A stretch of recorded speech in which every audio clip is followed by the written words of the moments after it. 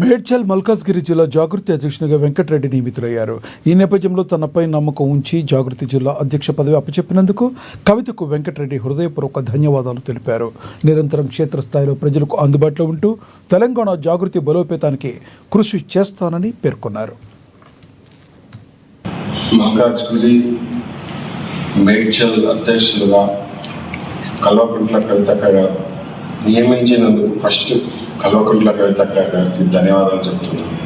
నాపై నమ్మకంతో ఇంత పెద్ద బాధ్యత ఇచ్చినందుకు కల్వకుంట్ల కవితక్క గారికి, నవీనాచార్య గారికి ధన్యవాదాలు చెప్తున్నాను.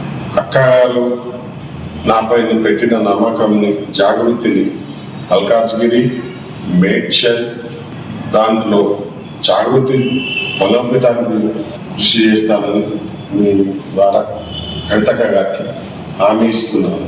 కష్టపడి పనిచేస్తాను. కవితక్క గారు ఏదైతే నమ్మకం నా మీద పెట్టుకున్నారో ఆ నమ్మకాన్ని అసలు బొమ్మ చేయకుండా మల్కాజ్గిరి, మేడ్చల్లో జాగృతిని చాలా బలోపేతం చేసి కవితక్క పేరు ప్రజలకు ఏ కష్టం వచ్చినా ముందు జాగృతి ఉంటుంది. మల్కాజ్గిరి, మేడ్చల్లో ఇన్ని రోజులు ఒక జాగృతి, ఇప్పుడు నుంచి ఒక జాగృతి ఉంటుంది మేడ్చల్, మల్కాజ్గిరి జిల్లాలో.